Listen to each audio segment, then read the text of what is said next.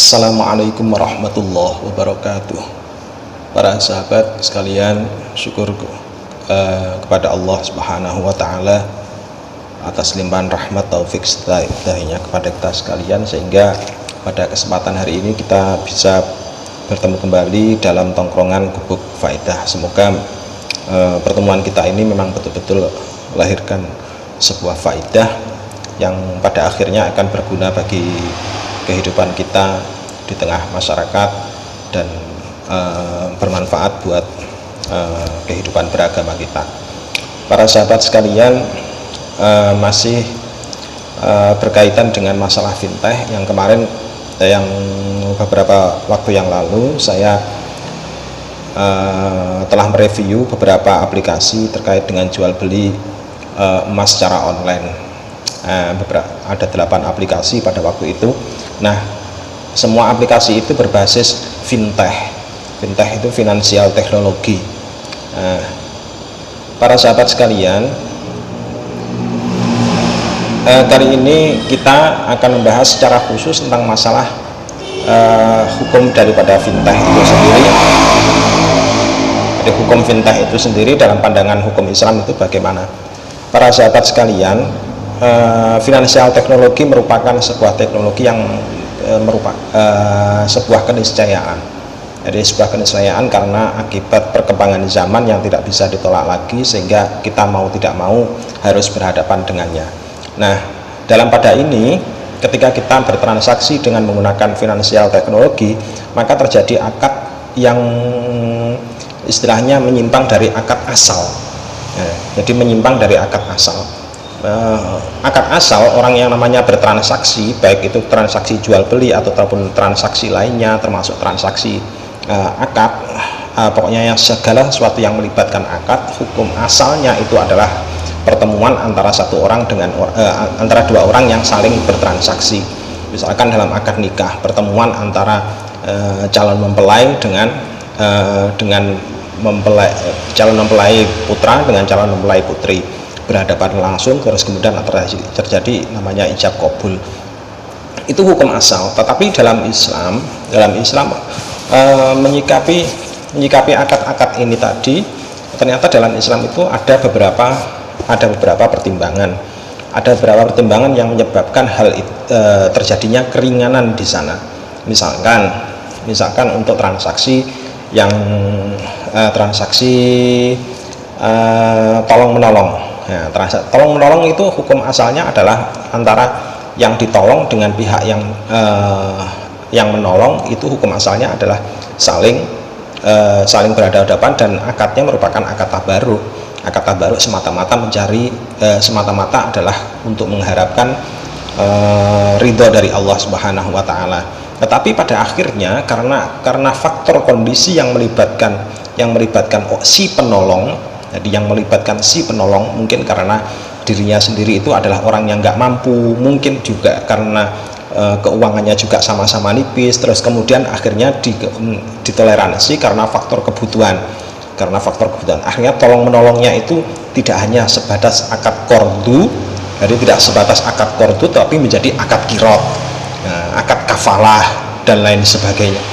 Nah, akad kirot, akad kafalah, terus kemudian akad syirkah dan lain sebagainya, itu sebenarnya adalah tangzulu mangzilatat darurah. Jadi hukum asalnya itu adalah tangzulu mangzilatat darurah. Jadi hukum asal namanya tolong menolong itu hukum asalnya adalah qordu hasan. Artinya kalau misalkan saya menolong Anda, terus kemudian saya berikan utangan kepada Anda, terus kemudian Anda belum bisa mampu, maka saya harus menunda pembayaran itu. Nah, ini konsep peringanan sehingga menjadi akad kirot, sehingga menjadi akad syirkah, sehingga menjadi akad doman, kemudian sehingga menjadi akad kafalah.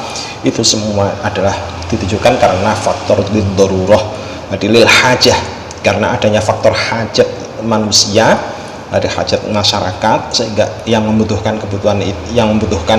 pertolongan dalam bentuk akad-akad itu, sehingga akhirnya kemudian diperbolehkan oleh syariat.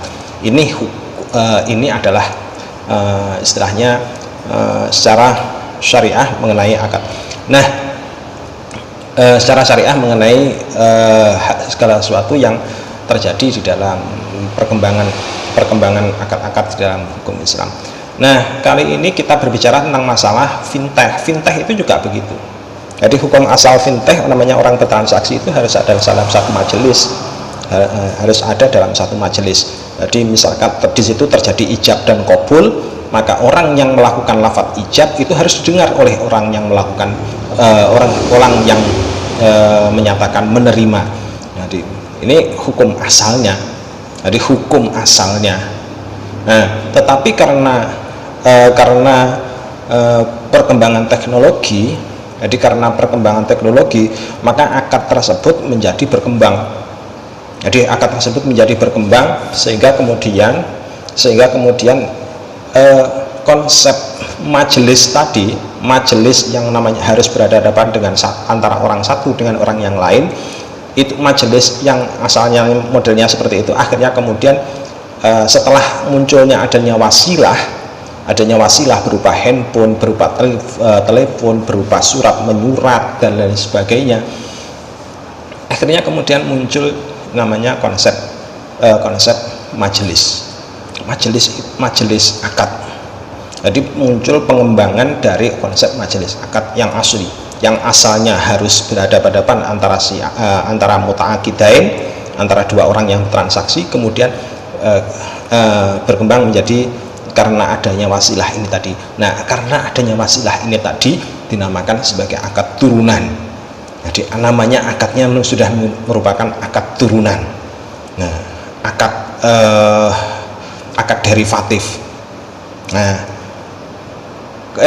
kalau kita sudah masuk pada akad yang namanya akad derivatif, maka segala sesuatu yang berkaitan dengan masalah ijab dan qabul, terus kemudian qabdu barang yang di dalamnya itu termasuk serah terima barang atau istilahnya penguasaan penguasaan terhadap barang, karena yang dinamakan sebagai qabdu itu adalah untuk menyatakan penguasaan, untuk menyatakan kepemilikan. Nah, karena sifatnya harus ada media tadi itu, ada media yang memperantarai, maka yang dimaksud sebagai qabdu yang diperantarai oleh media tadi itu dinamakan sebagai qabdu hukmi, yang asalnya, hukum asalnya harus qabdu hakikinya. Jadi qabdu hakikinya itu hukum asalnya adalah ketika saya menyerahkan barang, terus kemudian Anda menyerahkan harga, ini namanya qabdu. Hukum asalnya qabdu seperti itu. Tetapi karena wasilah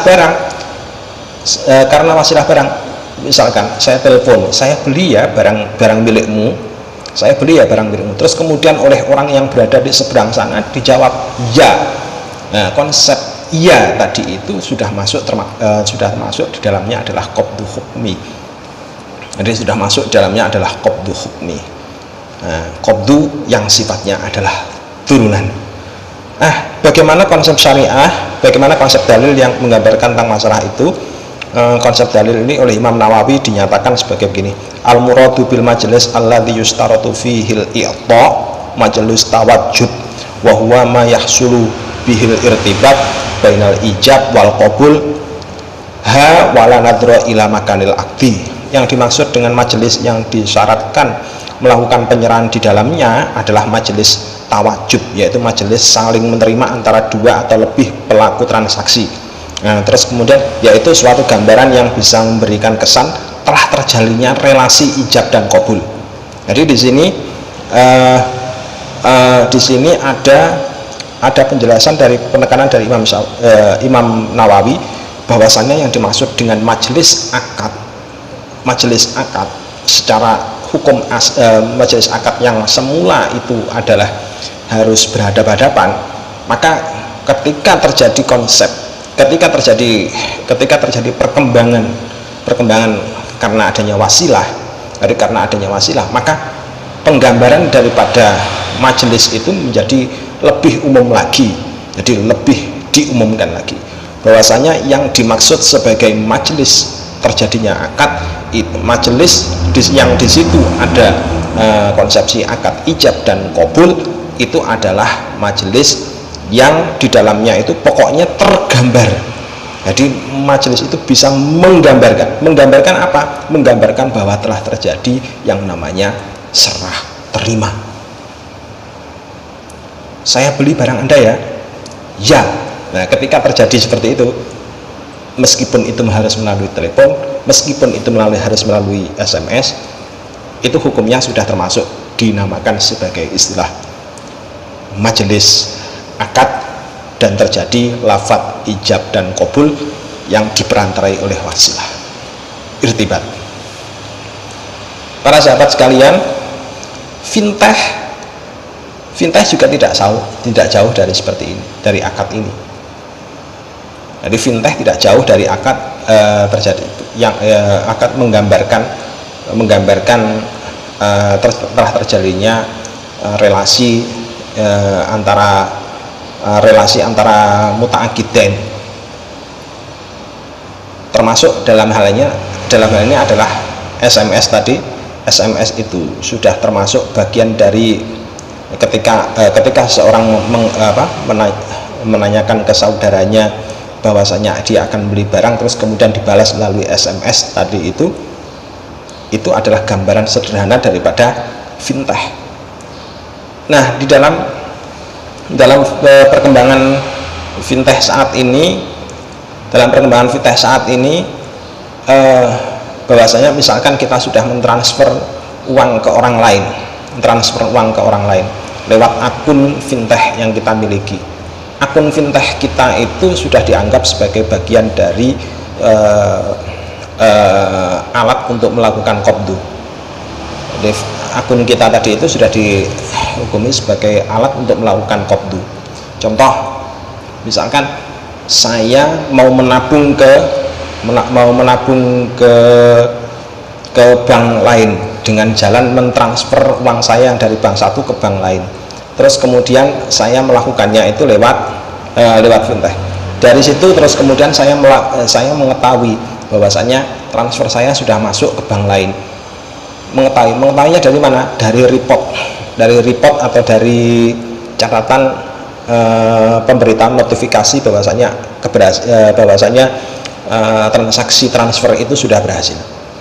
Nah, notifikasi tadi itu termasuk sudah bagian daripada lafadz ijab dan qabul, dan sudah termasuk bagian daripada qabdu hukmi. Dan qabdu hukmi ini merupakan kunci untuk memahami fintech. Termasuk di dalamnya nanti kita akan membahas tentang masalah persoalan emas. Sekian sedikit keterangan ini tentang masalah fintech sebagai pembuka untuk memahami banyak hal tentang masalah nanti transaksi jual beli emas. Semoga keterangan singkat ini bermanfaat buat semuanya. Assalamualaikum warahmatullahi wabarakatuh.